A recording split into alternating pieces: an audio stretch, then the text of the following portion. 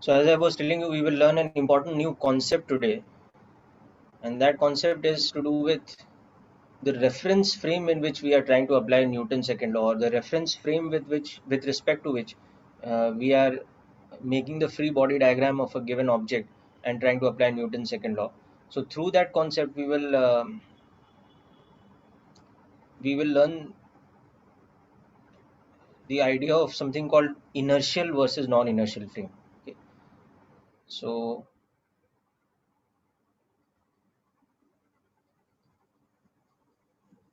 inertial and non-inertial reference frames,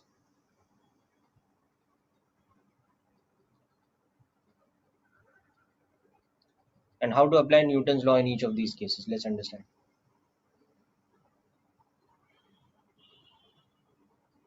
So you can visualize a reference frame as basically a coordinate system. Basically, it's a coordinate axis system. So that is basically an origin O and the Cartesian XYZ axis. Okay. But the idea is a reference frame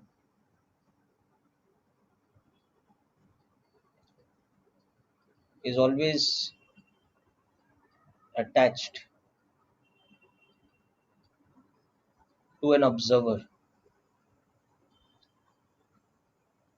So that is why we use the term reference frame, because it is with reference to the observer. So this, for example, applies in kinematics also. So suppose we have a situation where one observer is stationary on the ground.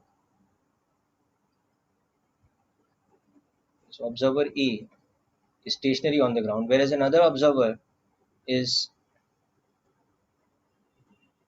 sitting inside a vehicle which is moving with some velocity. So observer B is like this. So for example, in this case, the A's reference frame is fixed with respect to ground, or basically by ground what we mean is the earth's surface. But B's reference frame, okay, that is not fixed. B's reference frame, okay, that is fixed with respect to B, or the vehicle in which B is sitting.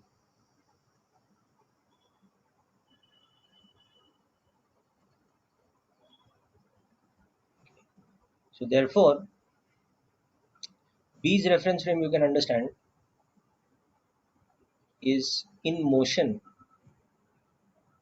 with respect to ground, and therefore it implies that B's frame is in motion with respect to A's frame. So this is just to give you an idea that generally a particular reference frame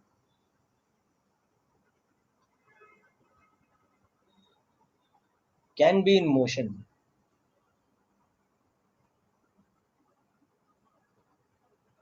with respect to another.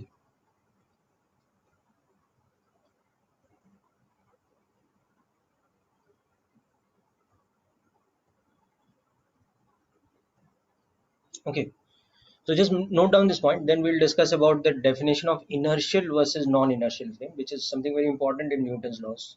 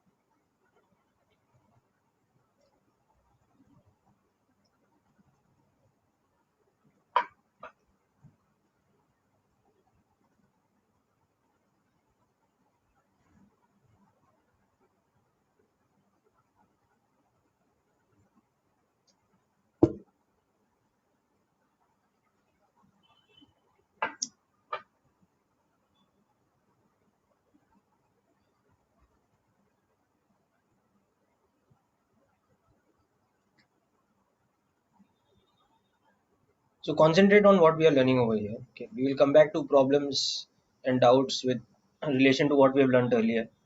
Don't fluctuate between things.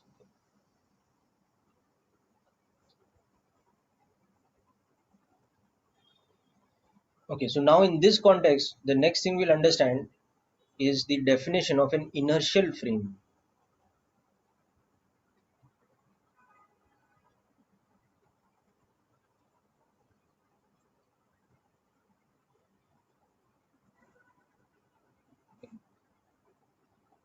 An inertial frame is a reference frame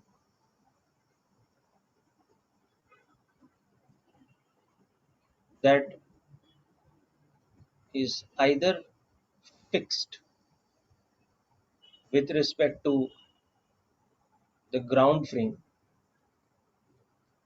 that is Earth's surface, or moving uniformly, that is with zero acceleration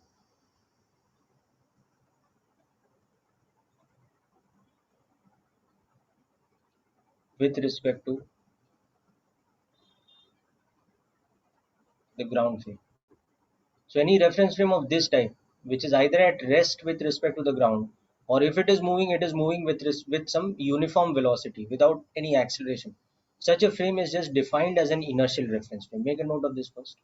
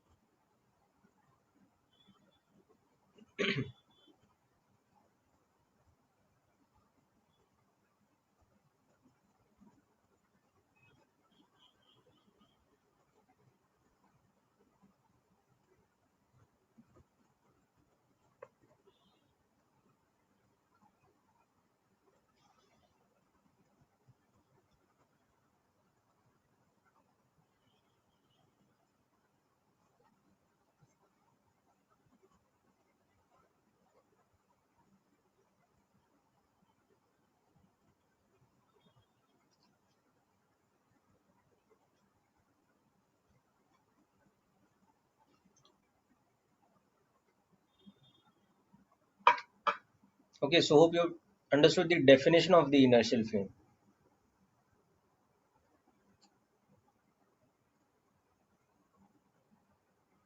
So for example,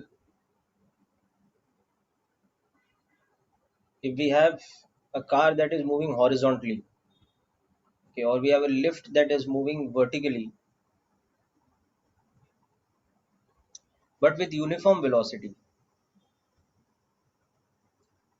So this is moving with uniform velocity such that its acceleration is zero.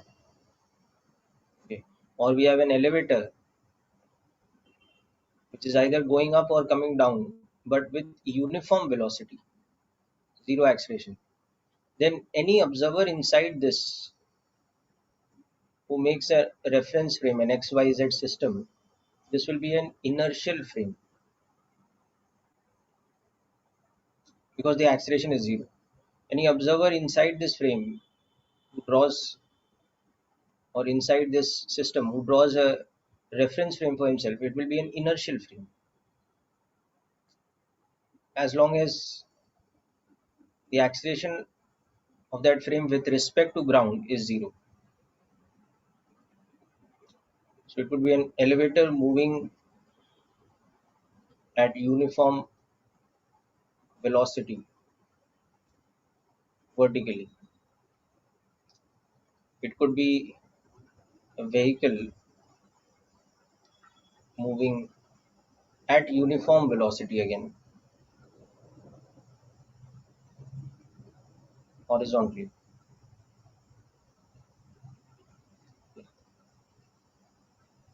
So the observer inside such a moving frame would draw a reference frame which we would define as an inertial reference frame because, okay.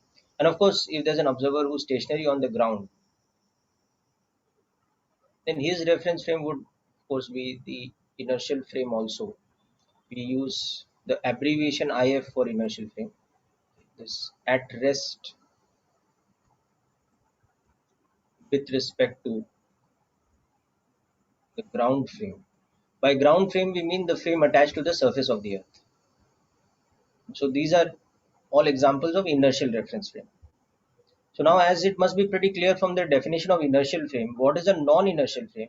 It is an inertial frame which is moving with acceleration. Its acceleration should not be zero. So not only it should be moving, but it should not be moving uniformly. It should be moving with changing velocity. In other words, with acceleration.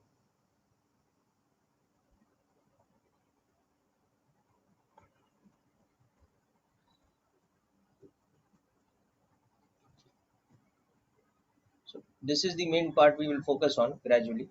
The concept of non-inertial frame.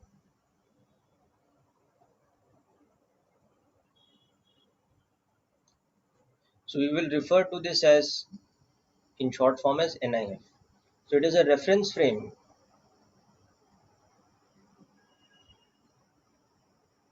moving in accelerated motion. That is, its acceleration should not be zero with respect to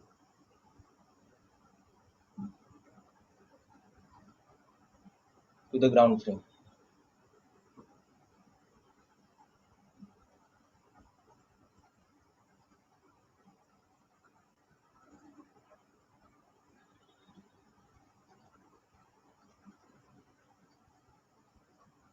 Okay. So obvious example of this would be an elevator either ascending or descending, but with acceleration. The acceleration is not zero. Then the reference frame inside this with respect to this is a non-inertial frame. Obviously the case of the car moving, but this time moving with acceleration. Suppose it's moving with an acceleration of 2 meters per second square. So the reference frame inside this car with respect to the observer inside, that becomes a non-inertial frame. Another interesting example is you have, now this is the top view of a vehicle, of a car, which is moving in a circular kind of path.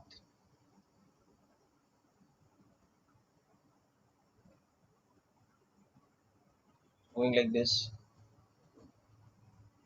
in a circular path, but at constant speed. So what is happening? Even this is a case of accelerated motion because the magnitude of velocity is constant, but as the car moves, the direction of velocity is changing all the time. Yeah. So as it goes from point to point, it has something called centripetal acceleration. Acceleration pointing towards the center of the circular path.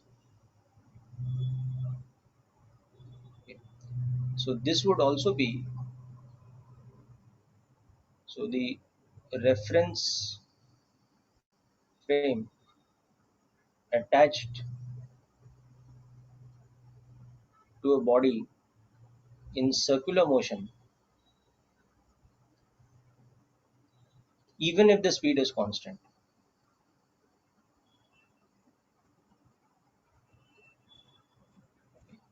That is a non-inertial frame because the body in circular motion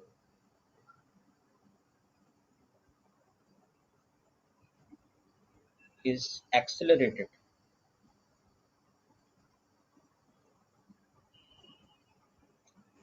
Its velocity is changing with respect to time. So we can't say it's moving with uniform velocity. Because remember, velocity is a vector quantity. So even if its magnitude is constant, but its direction is changing, it's a variable quantity.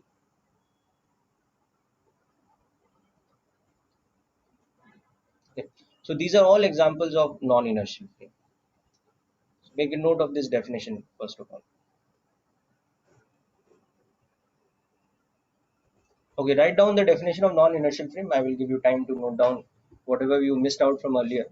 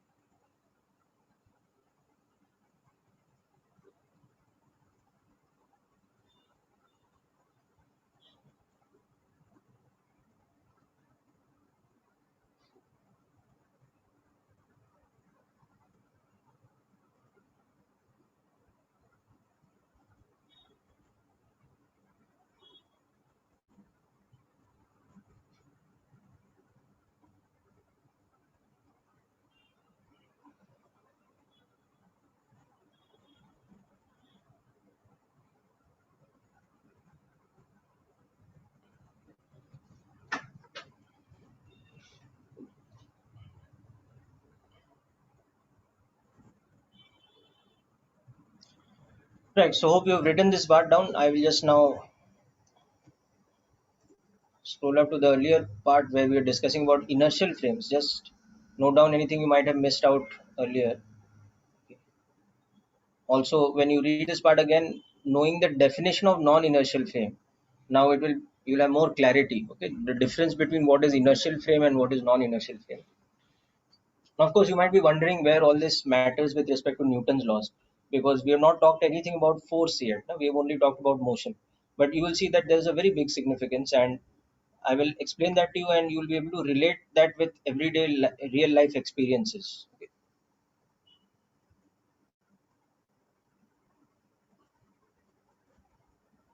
So, for example, you have all experienced this, that when you're sitting in a vehicle and suddenly it accelerates forward. The vehicle might have been at rest initially and then it inches forward. So there's a forward acceleration.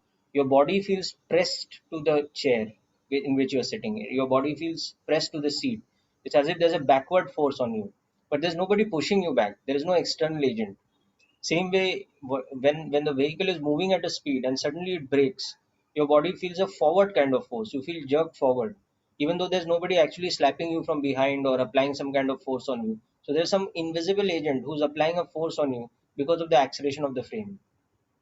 When you step onto an elevator and it accelerates downwards, so while it is accelerating downwards, you feel a very funny kind of butterflies kind of feeling in your stomach. You feel a little bit uncomfortable, like you feel a bit weightless or you feel a bit lighter while it is accelerating downwards. Whereas there is no external agent who's trying to apply any kind of force or trying to affect you directly. So there's an invisible kind of situation because of which you are experiencing some additional force.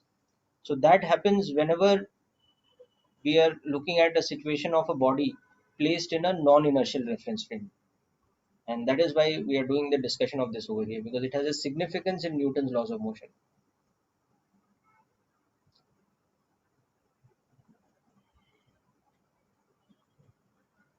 Now, this car moving at constant velocity does not have acceleration.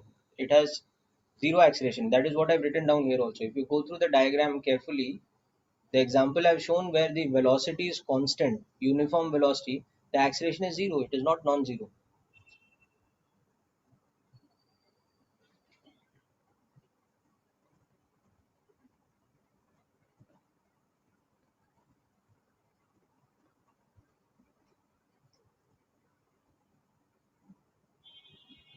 In circular example, where is the velocity constant? The direction of velocity is changing now.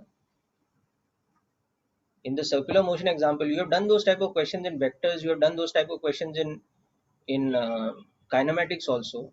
If the velocity vector of a body is changing from 5 meters per second towards east to later 5 meters per second towards south, okay, can we say the acceleration is zero? No, no. The acceleration is in this sort of direction. It's in the direction of change in velocity. So you've done so many questions of this type. Now the average acceleration is change in velocity upon change in time. So even if the velocity's magnitude is constant, the moment its direction is changing, there is a change in the vector, no? So there is acceleration involved. And besides, you know from your 910 that circular motion involves centripetal acceleration.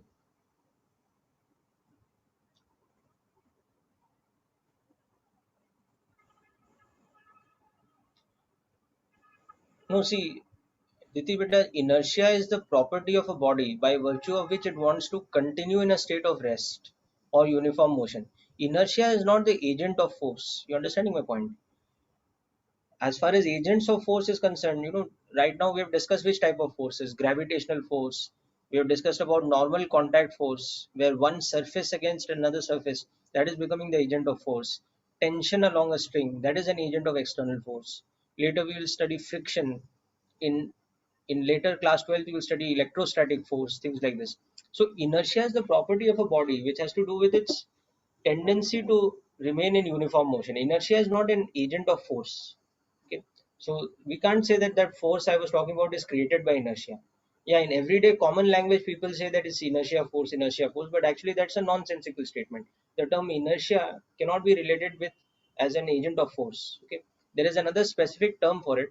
If you have read Resnick Halliday or H.C. Verma, you would know that term by now. That that agent is called pseudo force. That type of force is called pseudo force.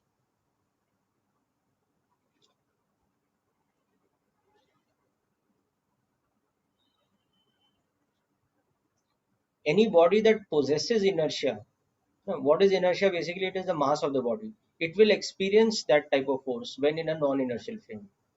So maybe that is what you were trying to explain when you said that it's because of inertia. So the larger the mass of the body, the more the inertia. So the more the amount of force it will experience.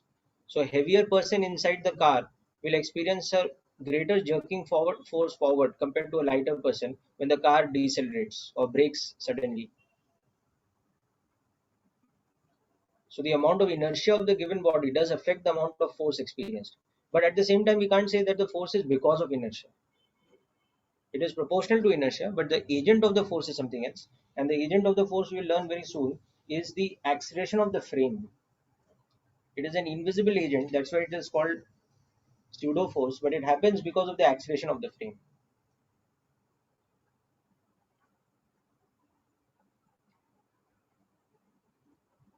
Okay, it's all right because in 9-10, in many things, you just do a very sort of qualitative understanding based study without equations and know, mathematical relations to support the study. So that is why, okay, you will now get a more complete picture. You will understand this type of force not only conceptually but exactly. Yes, in eighth you had that chapter, right? Okay, so now we will talk about something very important: pseudo force.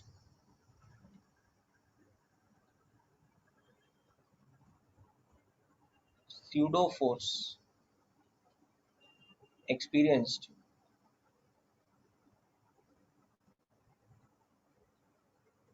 by a body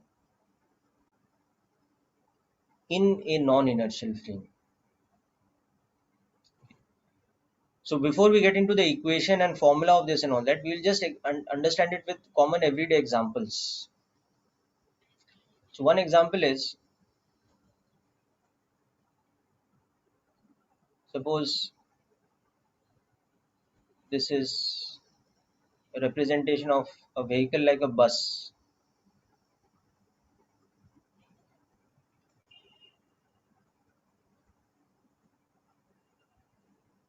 which is, now there are people standing inside the bus.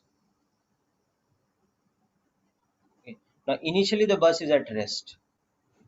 Now suppose the bus accelerates forward.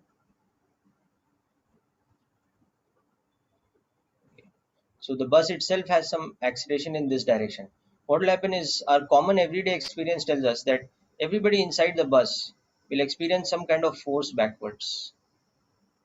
But they're not pushing each other. It's not because of physically getting pushed by something, but they will experience. Okay.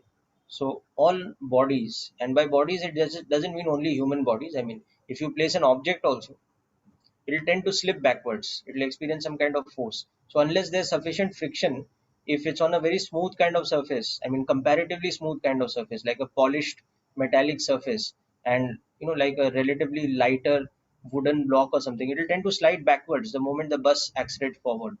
So all bodies in this frame, which is basically the non-inertial frame of the accelerated bus. So all bodies in this frame will tend to experience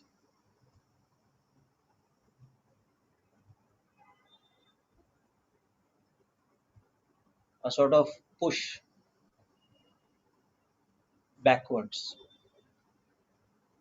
that is opposite to the acceleration vector.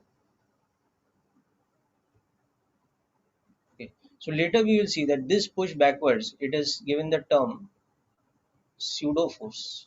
So we'll see how to develop the formula for pseudo force also. But this happens because of the phenomena of pseudo force. Pseudo force is a force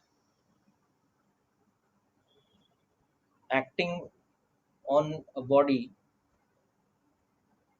in a non-inertial frame.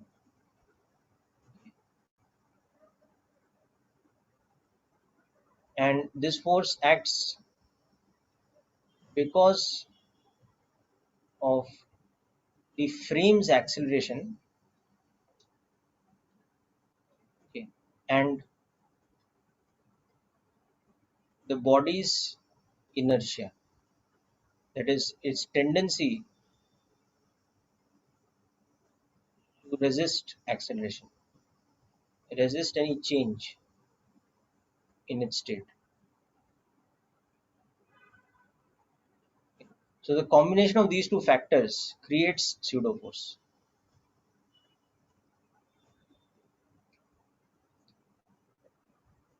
So additionally, pseudo force is not applied by some defined external agent, okay, and that is why it is called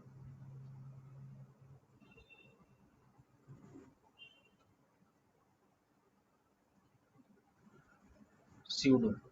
Okay. It is basically the effect of acceleration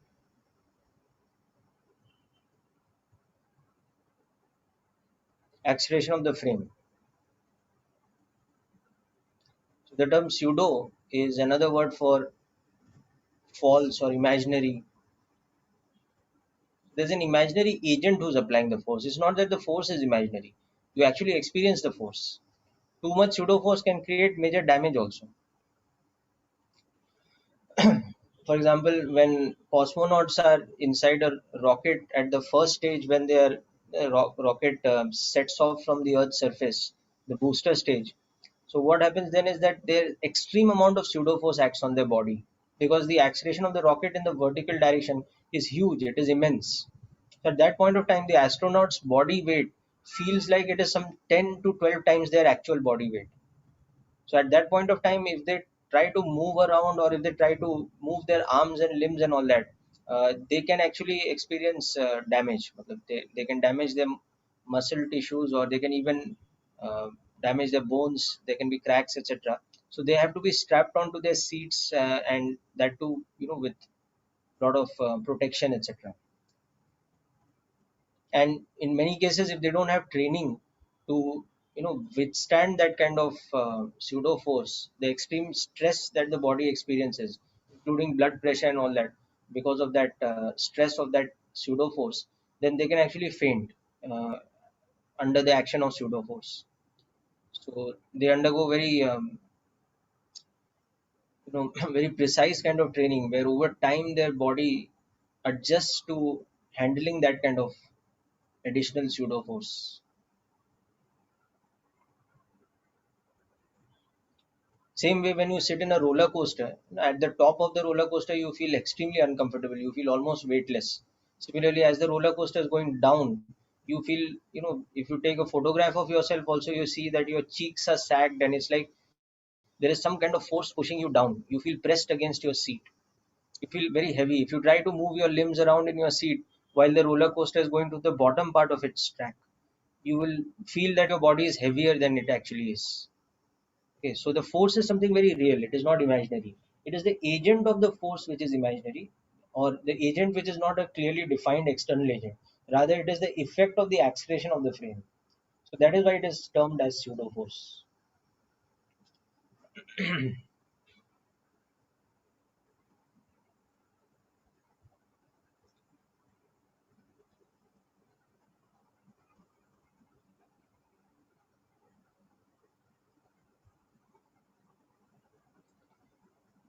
Yeah, take your time, write this down. Okay.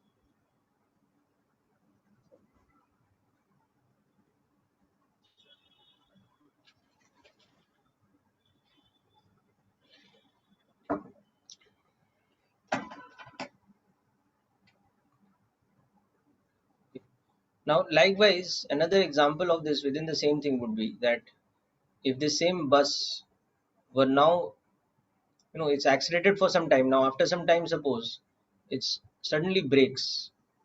So in the next frame, we are looking at the bus which is in motion with some velocity, but it now brakes. So brakes are applied. So that creates a deceleration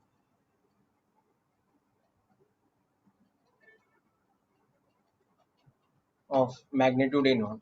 Now, as you can well visualize, the person in all the people inside the bus, or even an object placed on the ground, they will all experience force forward. They will tend to slide forward. So again, there is this imaginary force. Okay, there is this pseudo force Now again you can see it acts opposite to the direction of the acceleration. But whose acceleration? Of the frame. Whatever that non-inertial frame's acceleration is, the pseudo force acts opposite to it. So that is something that we are seeing just by our everyday experience in life. We are able to visualize this, that in this case whether the bus is decelerating or accelerating, in both cases our bodies or any object will experience a pseudo force opposite to the direction of the acceleration vector.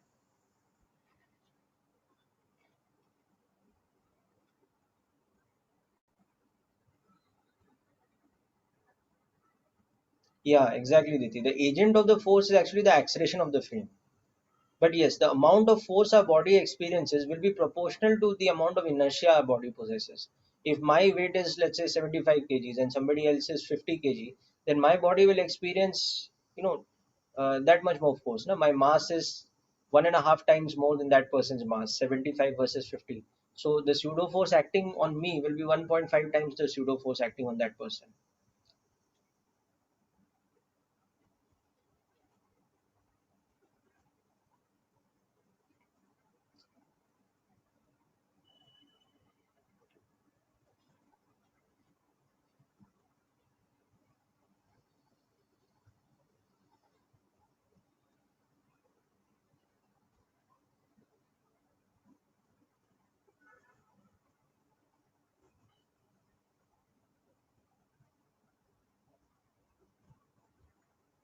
Yeah, of course, Tej. As you know, the measure of inertia is mass. No? How do we measure the inertia of a body? By measuring its mass. So the unit of inertia is kilograms, whereas the unit of force is Newton. So how can inertia equal to force now?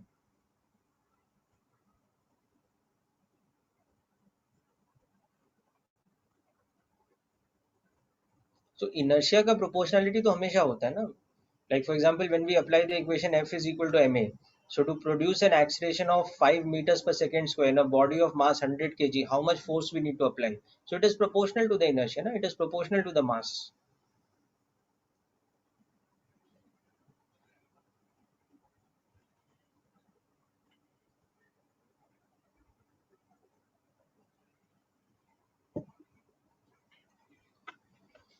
Okay, so hope you understood so far. Okay. Now next we will develop the formula of pseudo force.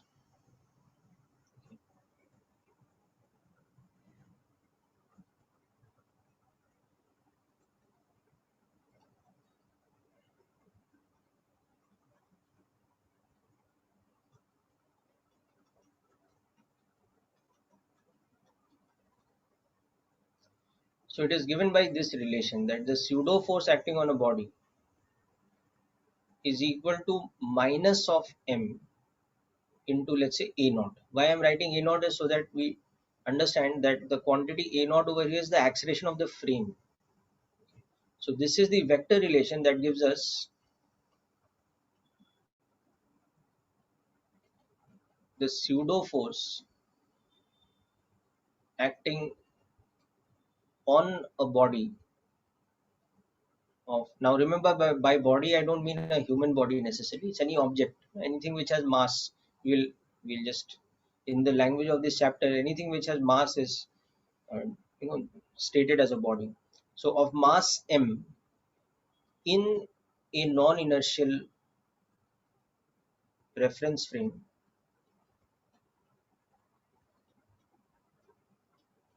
of moving at acceleration a naught with respect to ground. So this is the definition of pseudo force. So for example, now we have the mathematical equation that suppose this vehicle was accelerating in this direction at 2 meters per second square, and I had a person of mass, let's say, 70 kilograms, and I had a box of mass 10 kilograms, then the pseudo force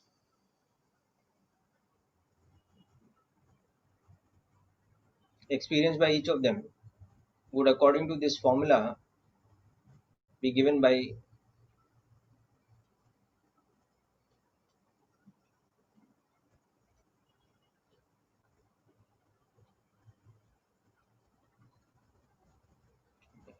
so the direction of the pseudo force would be opposite to the acceleration, so it would be like this, and the magnitude of that pseudo force would be m1 a naught for the person, so that would be 140 newtons. Now here I'm not putting a minus sign. Why? Because I'm showing the magnitude. So this is that magnitude of the force is m a naught, and direction is opposite the vector. Similarly, on that box of mass m2 equal to 10 kg, the direction of the pseudo force is opposite to the acceleration, and the magnitude of the pseudo force is its mass multiplied by acceleration of the frame. So it is 20 newtons. So these are the forces experienced by the person and the box respectively.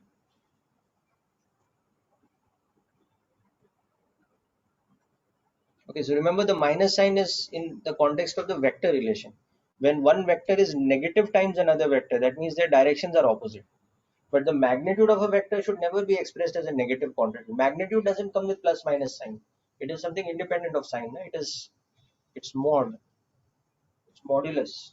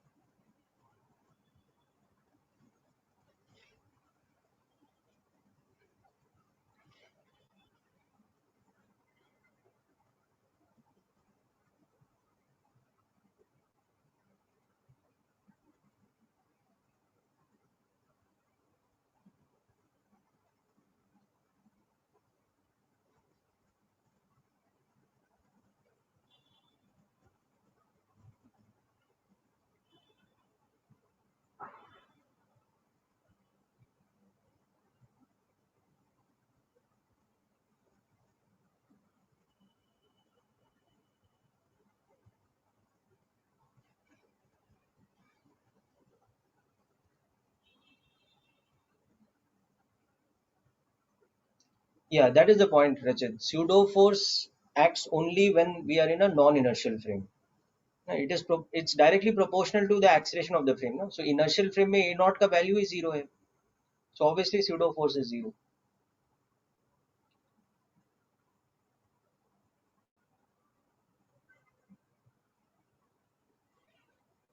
No, no, inertia is nothing to do with angular momentum and angular velocity, Tej.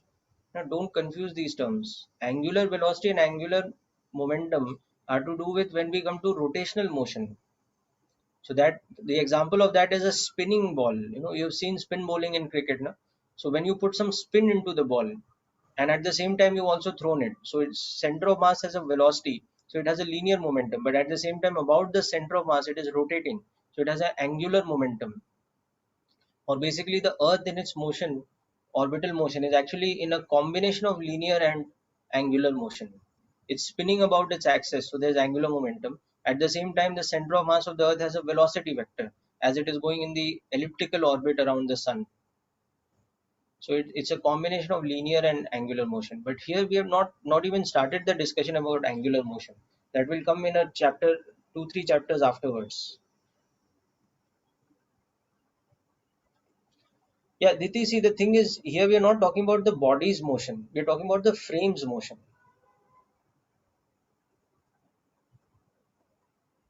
In inertial frame, if the body stops suddenly, that means that we are applying some force on the, some external force must be acting on the body, which is causing it to decelerate. But the thing is, we are seeing that body in the inertial frame, no? So the forces acting on it will be just the external forces. There won't be any pseudo force.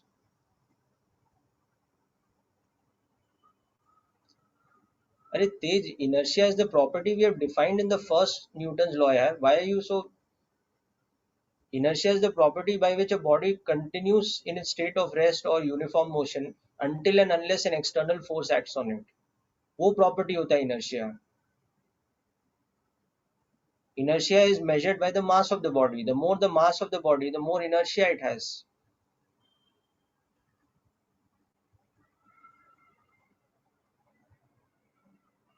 Okay, okay. I think you might have confused between momentum and inertia. No? So understand, inertia is just the mass of the body. Okay. And don't worry about angular momentum right now, because we are not discussing that type of motion where an object is spinning and at the same time moving. No, we're not talking about, because that is more complex. We will come to that later. Okay, we are still talking about that kind of situation where you are pushing a rectangular box on the ground, or the box is sliding down the inclined plane, so it has a linear motion. Whereas if you visualize something like a drum or a cylinder rolling down an inclined plane, now that motion is much more complex because it has a spin along with a linear motion. So it is a combination of translation and rotation. Yeah, Diti, we have not done anything new since your last discussion. So.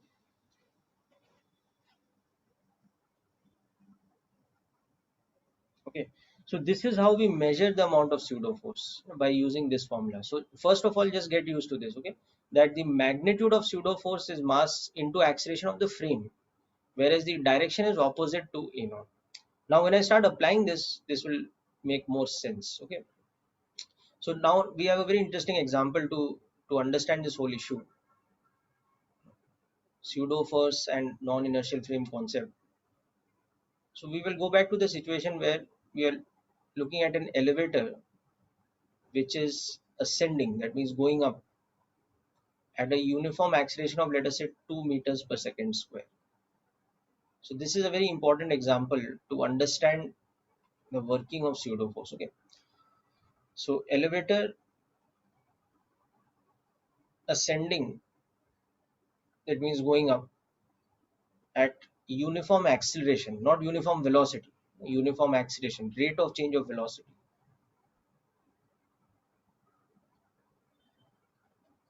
Okay, upwards, as you can see. Okay, now inside the elevator we have placed a box which is sitting on a weighing machine.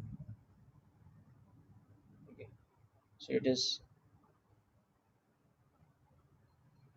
sitting on a weighing scale which supposedly weighs the mass, but as you know, it actually weighs the weight of the body or the contact force. Okay. So a block of mass, let us say 50 kilograms, is placed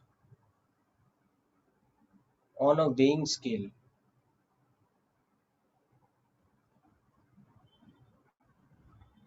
inside the elevator. Okay. Now there are two people who are observing this situation. One is, okay, let us say Tej, who's standing inside the elevator. So he is observing this whole situation and he's going to try and apply Newton's laws. And the other one is, let us say, David. David Fernandez, who is with us in class today. He is at rest on the ground below. So maybe this is a bubble lift. So he's able to clearly observe the situation from the glass in the lift. So both these people are observing the situation. So next what we have to do is we have to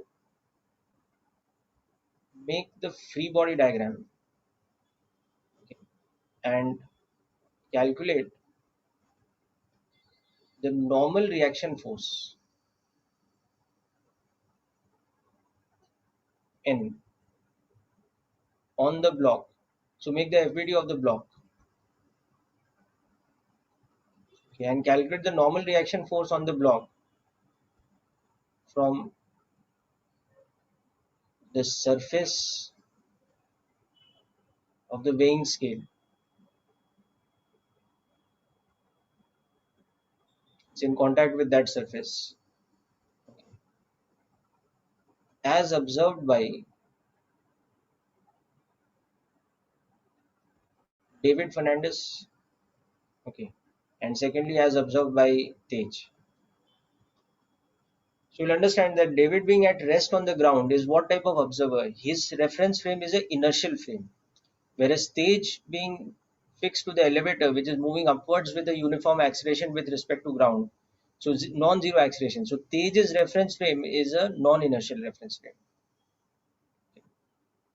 So let us just see what happens when we make the two free body diagrams and show the forces. Then we'll come to how we'll calculate the normal reaction. So just start with this thing, make the free body diagrams.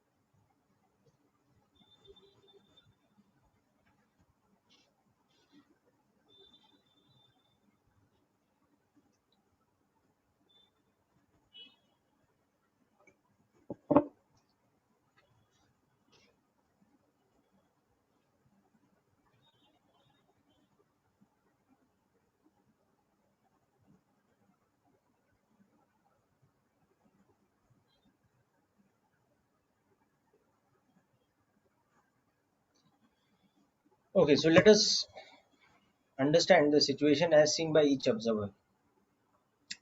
So this is the key thing to understand here. David's observation, so that is in ground frame, or what we know as inertial frame. So what David is seeing as an inertial observer is that on the box there are two forces acting.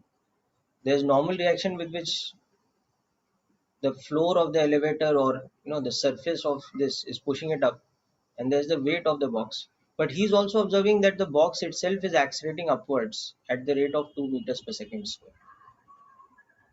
So David, his observation is that the box or the block is accelerated vertically at a equal to the acceleration of the elevator only, which is 2 meters per second square upwards. So then his conclusion will be that net force is mass into acceleration. So his conclusion will be n minus mg should be equal to ma. So his conclusion should be that the normal reaction should be this. So it should be equal to what was the mass? I think it was 50 kg, right? Yeah. So 50 kg multiplied by 10 plus 2. So it should be 600 newtons. Okay. And if you see the reading of the weighing balance, the weighing scale, it will actually concur with David's observation. It will not be equal to weight. It will be more than weight, because after all the ground is pushing it upwards with a force which is more than its weight, and then only it's accelerating. But now, if in the same frame you want to understand what Tej, who's inside the elevator, what he is observing, let's see what he is observing. So Tej's observation, sorry, not Jet, but Tej's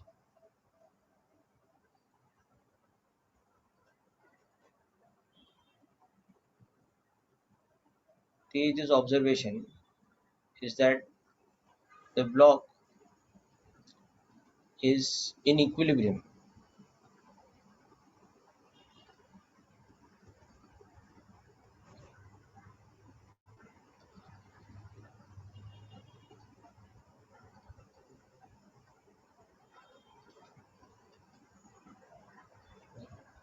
That is zero acceleration with respect to him.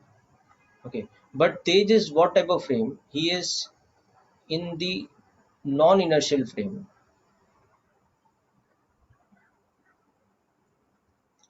of the elevator. Okay, moving with acceleration of 2 meters per second square vertically upwards.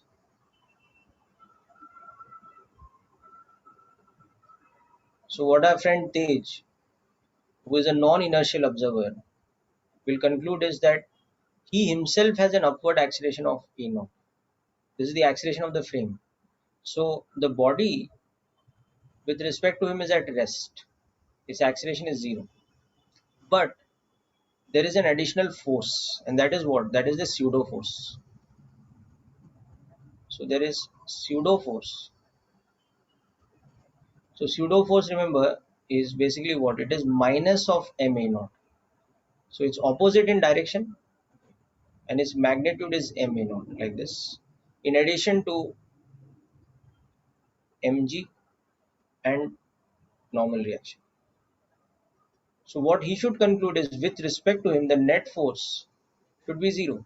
But now the net force is not that. The net force is n minus of the pseudo force plus the weight, because n is acting upwards. So he will conclude that normal reaction is the sum of mg plus the magnitude of the pseudo force. Okay, and when he does the calculation, it comes out to be exactly the same, because so the weight of that is 15 to 10, whereas the pseudo force is 15 to 2. So you can see that his conclusion is the same, that it is 600 newtons, as it should be, na? Because Newton's laws should not change the amount of force according to which observer is saying. Then Newton's laws will not be something real. Okay. So the actual normal contact force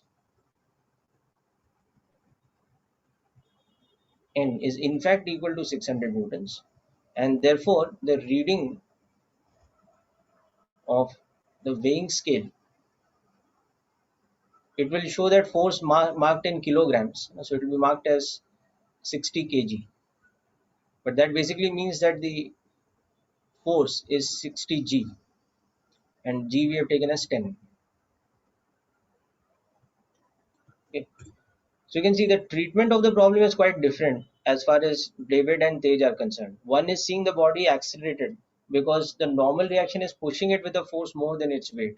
The other guy, Tej, is seeing the object at rest, but he's seeing it at rest where the normal reaction is balancing the sum of two forces. One is weight, with which Earth is pulling it down. The other is a downward pressing force, which is there because of the frame's upward acceleration and the pseudo force. So Tej concludes that normal reaction is more than mg because there is pseudo force pushing the object down. Whereas David concludes that normal reaction is more than mg because the block is accelerated upwards. So what is pushing it upwards? It is the difference between normal reaction and mg.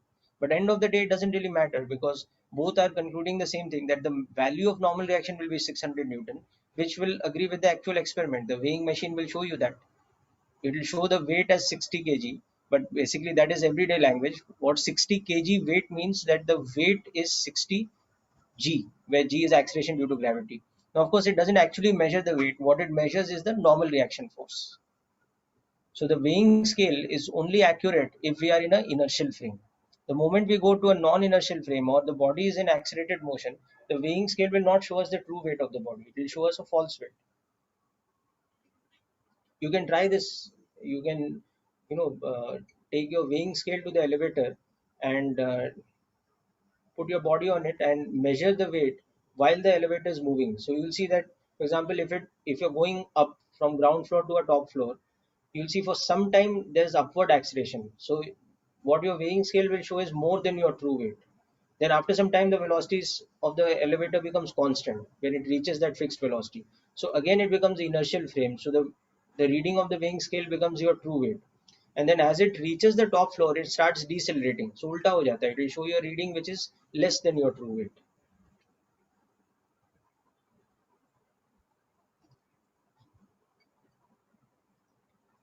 Yeah, yes. So that is where the problem lies. That if our observer is unaware of physics, or he's unaware of the fact that he's a non-inertial frame, then he will have the wrong conclusion.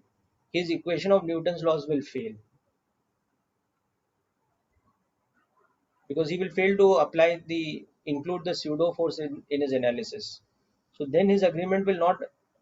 His observation will not be in agreement with the actual experiment.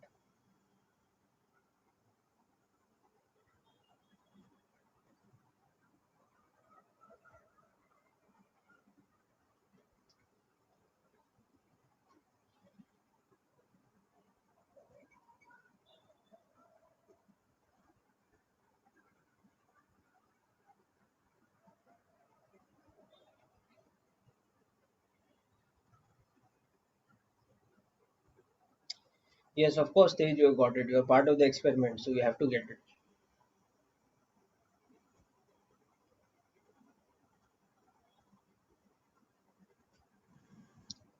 Yeah, so Harshal, what is happening? See, in the second one, na, the free body diagram that we are making, it is an FBD in the non-inertial frame. So in this case, the FBD of the block is in a non-inertial frame. So apart from external forces,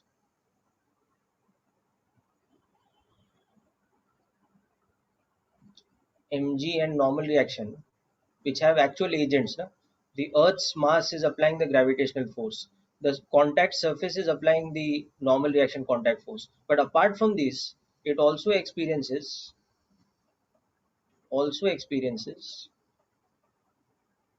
pseudo force,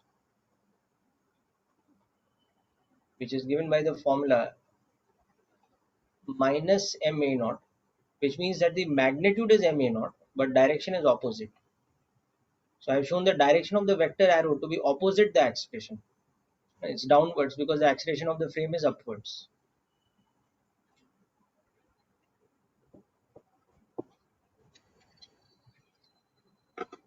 Okay, so hope this is clear now, Harshal.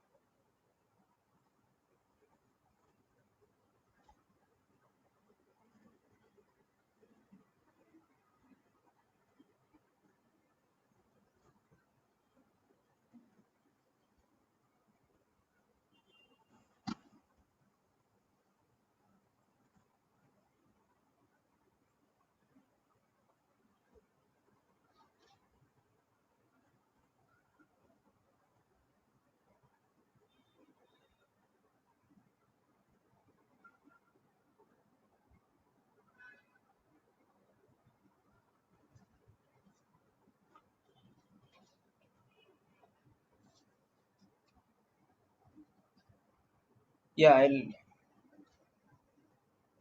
just show you the last part. Okay.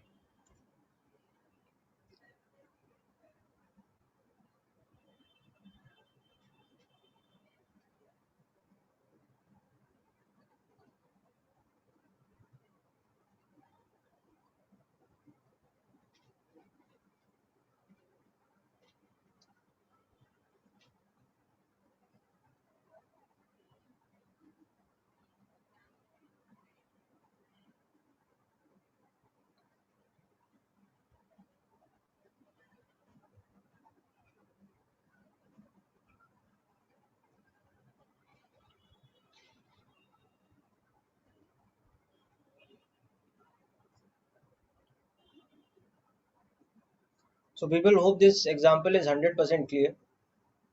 Just this example alone, okay? Because pseudo force is something little tricky initially.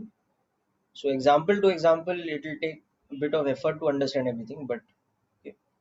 Okay, so you should be able to actually imagine this situation. Imagine that you're actually doing this experiment and convince yourself about the result. Okay, now let's see another situation which will bring more clarity. So now we have the case of horizontally accelerated frame. Let's say,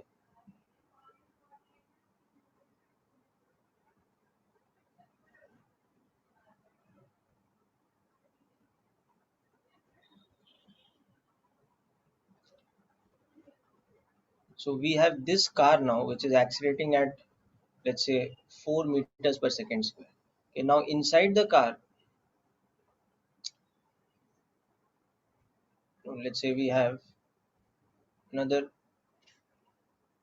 box that itself is resting.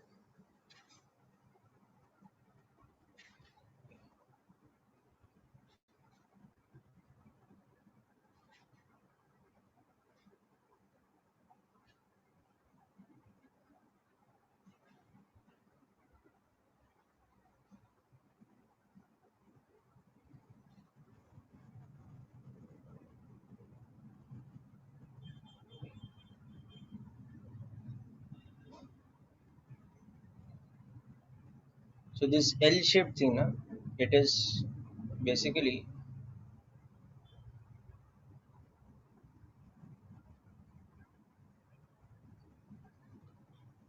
this is like a fixed structure in the car, such that both the surfaces of this structure are polished smooth. So it's like varnished wood, suppose. Okay. So that three-dimensionally, it's basically like a vertical back sofa kind of thing. It's kind of that kind of structure, and it is fixed to the car. Like that. Okay. So anyway, so on that we have kept a box. So box of mass 100 kg is placed on the fixed L-shaped structure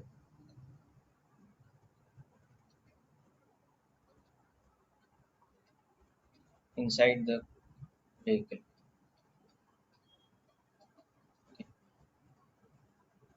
And again, we have two observers. So this time, let us say there is Diti who's inside the car, okay, and there is, say, Ananya, both of who are present with us in class today, who's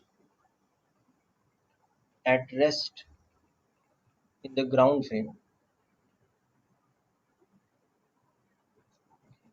and Diti is at rest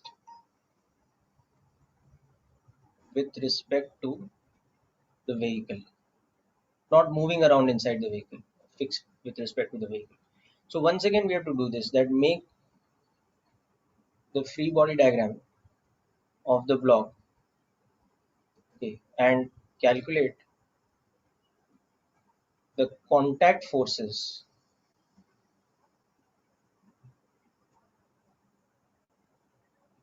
with respect to each, or the contact forces with each of the surfaces of the L-shaped structure. With each surface, that is, there is a vertical surface and a horizontal surface.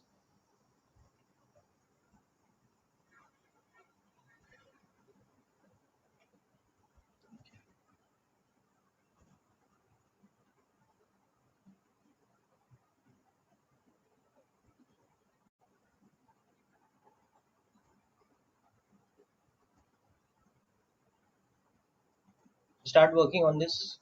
Take acceleration due to gravity as 10. Okay.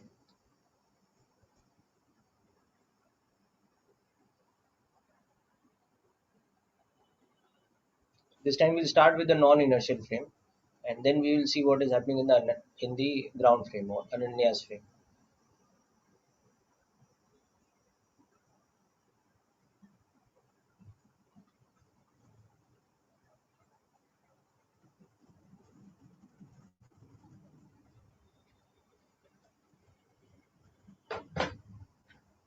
So work this out, people.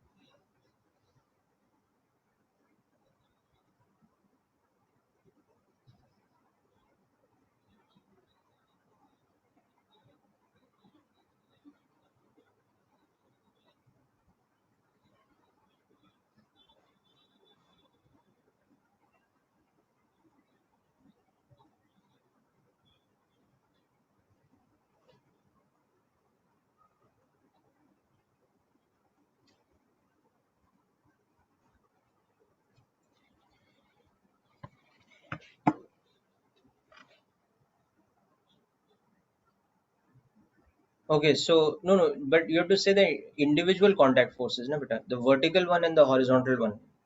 So which one is which? That you have to work out.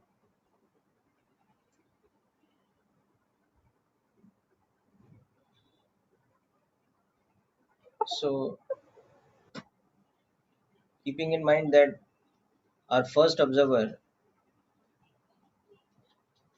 is inside the vehicle. Yes. So what this observer is seeing is that the object is at rest with respect to them. Okay.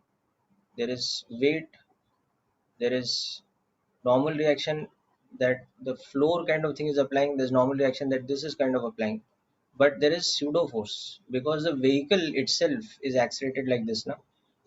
So the direction of pseudo force is pushing backwards. This is the pseudo force.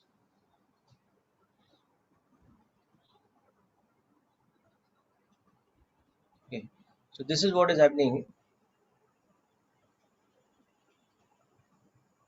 So in Ditti's frame, which is the non-inertial frame of the vehicle, so it is accelerated horizontally at a naught equal to what was it, 4 meters per second square, and direction is like this. Okay. So what first of all you realize is that the observer we are talking about, Diti, is a non-inertial frame, and the observer's own acceleration is in this direction, and that's equal to 4 meters per second square. So when that observer considers the free body diagram of the block with respect to the block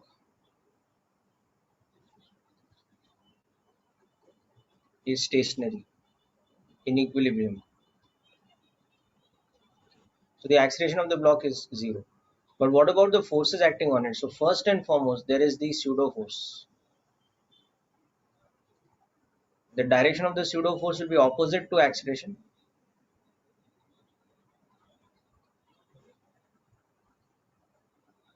So it will be ma naught in magnitude. And that pseudo force is pushing it against the backrest. So it is applying a component N2. And of course, gravity is pulling down with mg. So that is making contact with the floor part, and that is applying a normal reaction N1. Okay. So because the object is at rest, the net force should be zero. So along the x-axis, what is happening is N2 is balancing the pseudo force. So the normal reaction applied by the vertical surface is becoming ma naught. or N2 is becoming 400 newtons, because the mass of the block was 100 kg. Whereas along the y-axis, N1 is balancing mg. So N1 will become 1000. So this is your conclusion as the non-inertial observer, that the block is at rest, but there are two contact forces acting on it. One horizontal contact force applied by the backrest, by the vertical surface, which is the horizontal contact force by the vertical surface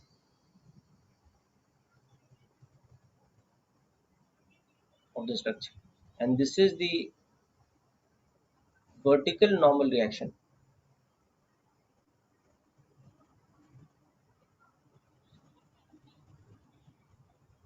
by the flow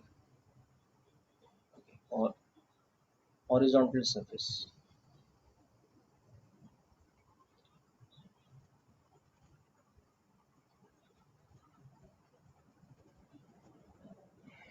Okay.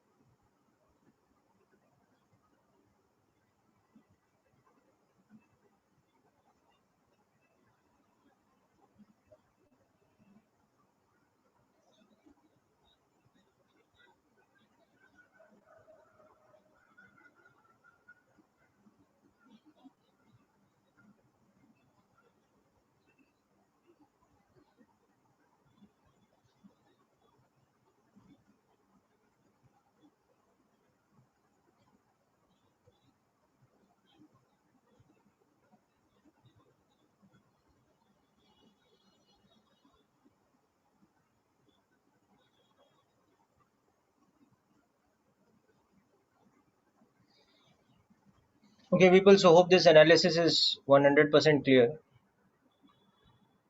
Okay.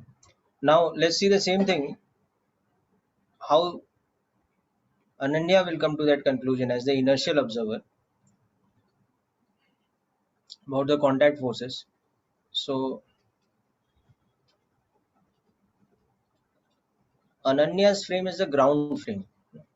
It is ground frame.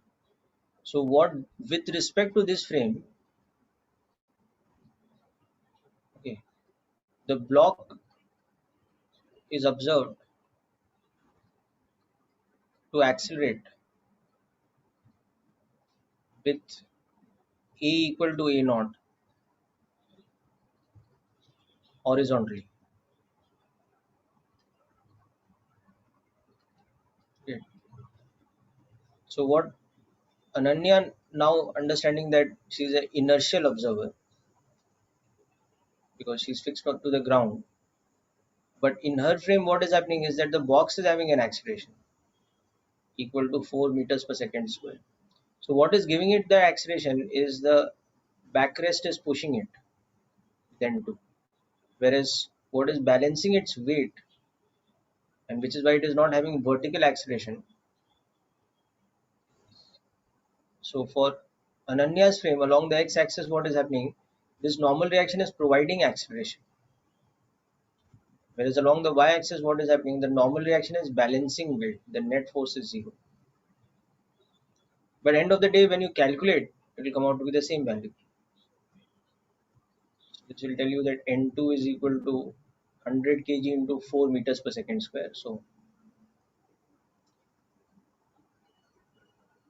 400 newtons, and N1 is balancing the weight.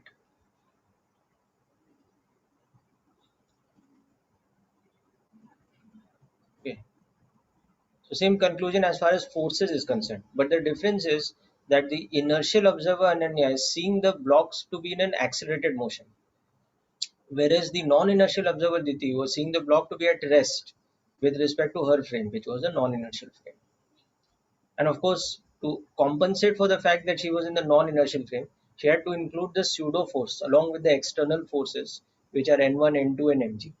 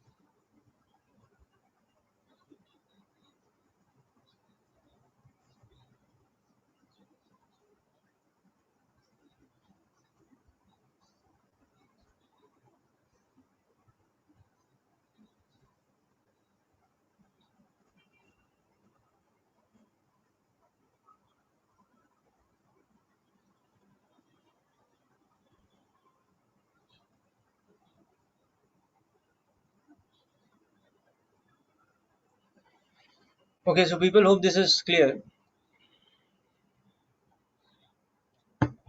Tej will discuss sums in the next class, but you will see that all these type of problems are similar to examples in HCV. So now with the background of pseudo force in addition to system of pulleys that we discussed last time, if you go through HCV, you'll see most of the questions you'll be able to understand yourself with the first thing making the free body diagram. Okay. Now next is a very critical example to understand pseudo force, because now we will look at a body which is moving inside a non-inertial frame. अभी तक हमारे दोनों examples जो थे the body was at rest inside the non-inertial frame, the vertical elevator case whereas the horizontal case also. But now what we are having is inside this non-inertial frame we have a smooth inclined plane. So imagine inside this vehicle or whatever there is a smooth inclined plane,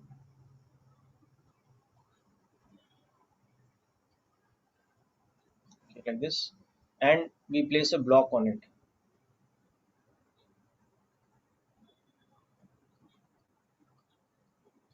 Block of some mass m is placed in it. Okay, now the vehicle itself, let us say, is accelerated horizontally.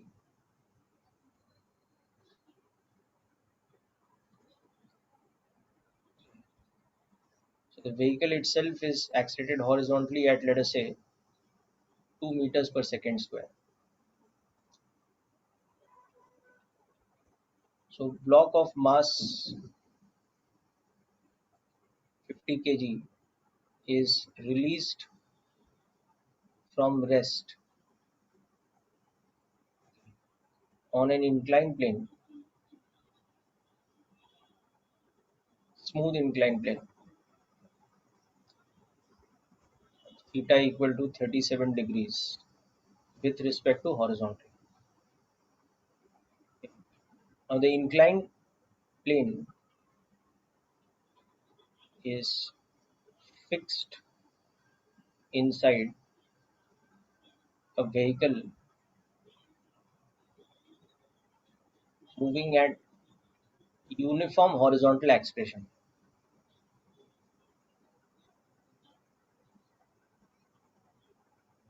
E naught equal to 2 meters per second square. So what we have to find now is the acceleration with which the block will slide down.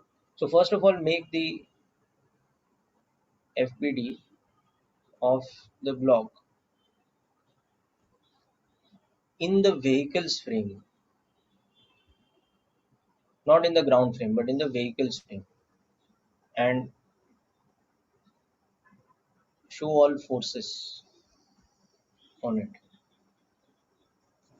And secondly, calculate the acceleration with which the block slides down the inclined plane with respect to the inclined plane, or in the car's frame,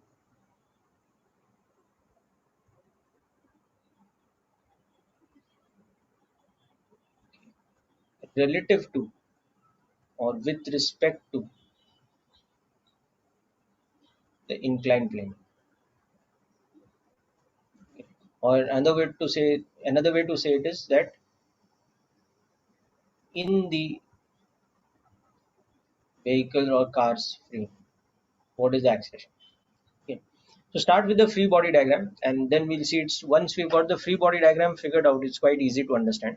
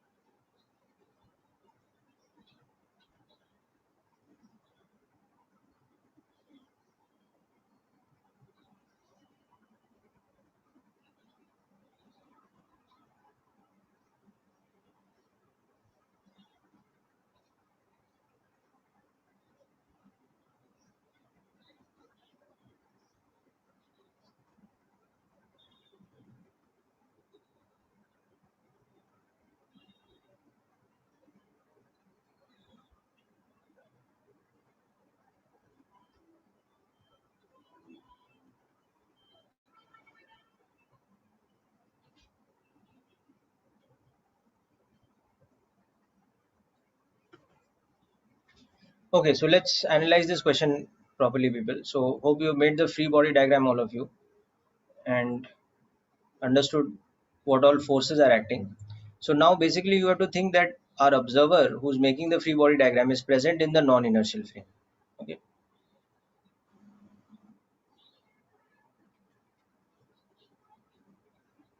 So with that in mind, you can see that we are making the free body diagram with respect to the non-inertial frame of the car.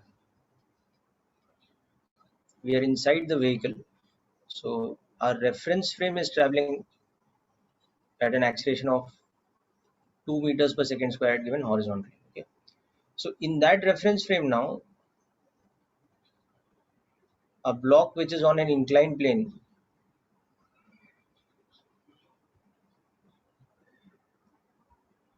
which is an inclination of 30 degrees with respect to the horizontal, what all forces that block will experience? Let's pay attention to that.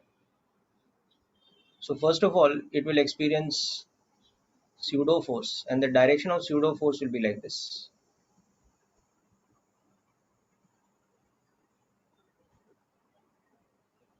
It will be mass of the block into acceleration of the frame, and direction is opposite to a naught.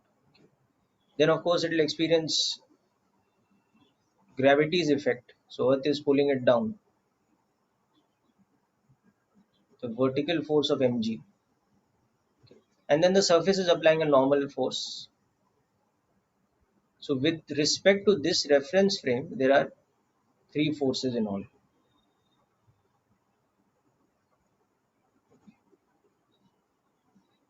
And in this frame, we will say that it has an acceleration down the inclined plane of E.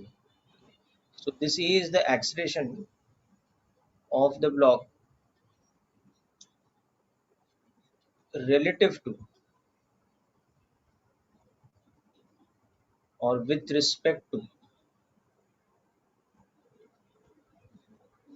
the car's frame or the inclined plane's frame with respect to that frame. Okay. And then of course the standard angles and all that. So if this is theta, you know this angle is theta.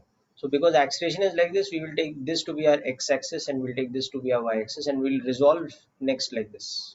So on resolving the forces, you can see weights components will become mg sine theta and mg cos theta. Okay, so I've resolved out mg. But what about the pseudo forces components? Pseudo force के components ऐसे हो जाएंगे. This angle will be theta.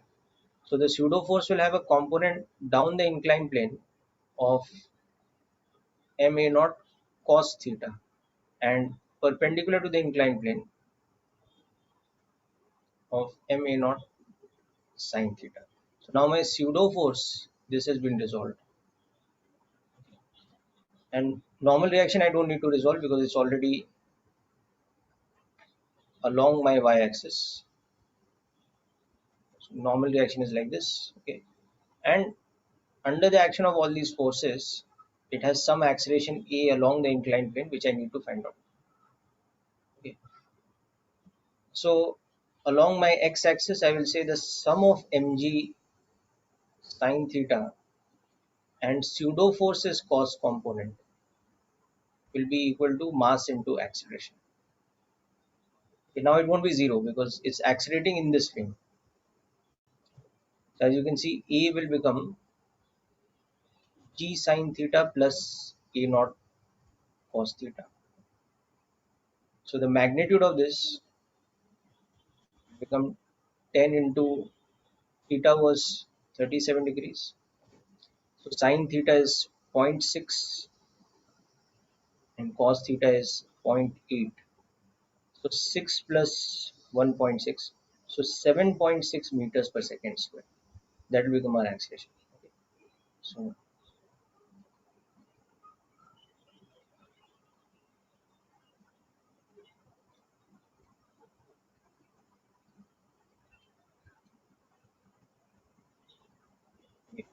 with respect to the increment. whereas along the y-axis the forces are balanced. So normal reaction plus pseudo force is sign component,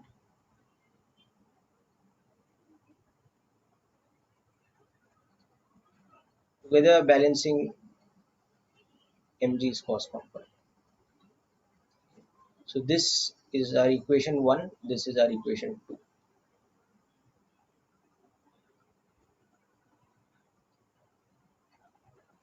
Solving equation 2 will show us that the normal reaction this time will be mg cos theta minus ma naught sin theta. So the mass was whatever, we'll see that. Yeah, direction of pseudo force. No, beta. So pseudo force is given by the formula minus ma naught. Okay. So the magnitude of pseudo force is equal to ma naught. Okay, and direction is opposite a naught, where a naught is basically what? A naught is the acceleration of the non-inertial frame, not the acceleration of the object. So that was this. No? A naught was like this. So pseudo force will have to be opposite to this. No? Direction has to be like this. It has to be horizontal, but along the negative horizontal direction. Is it clear now, Diti? Yeah. So that is the important thing. We have to be very careful between what is the acceleration of the frame and what is the acceleration of the object. Okay. In the previous question, that was not there because the object was at rest with respect to the frame. But the moment this type of question comes in, it's a little bit more complex. Okay. So anyway, so this will become now, I think mass we had taken as, what was it? 50 kg. Okay, so we can substitute that.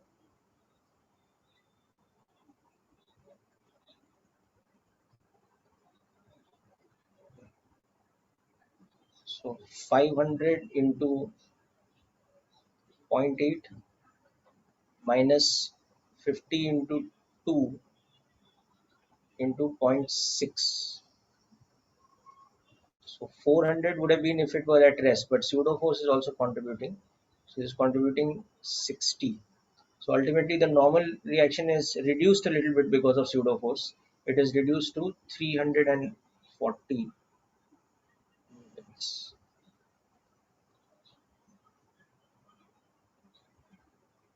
This and this is the answer. Okay, so this is the complete explanation of the question. Just go through it carefully and make sure you understand. Ask me if there's any doubt.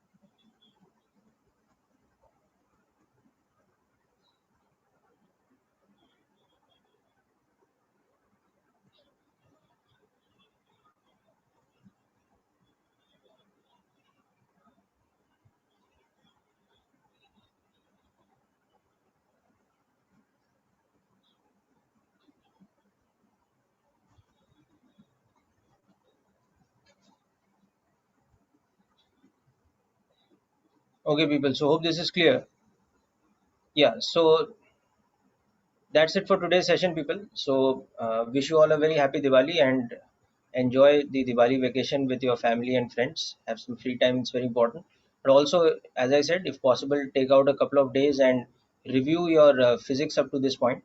So for Newton's laws, if you just go through all the examples I have done in class and today's examples, along with that, the solved examples of HCV. Okay, so first of all, if you go through all these examples and solved examples of HCV, and any doubts you have in that, if required, clear that with me. Then you will be in a position that you can complete HC Verma Newton's laws by yourself. Because the two tricky things in that are pseudo force application and the system of pulleys. System of pulleys in HC Verma is only up to two pulleys, not more than that. So you'll be able to handle that very easily if you go through the examples we've done in class. Post Diwali, we'll discuss more complex examples at JEE advanced level. Okay. Yeah, you can send the doubts on WhatsApp during Diwali. Okay. So happy Diwali to all of you once again. And thanks for your wishes. Wish you all the best and have a very good year, new year after Diwali. Very important year for all of you. So that's it for today, people. Bye and all the best.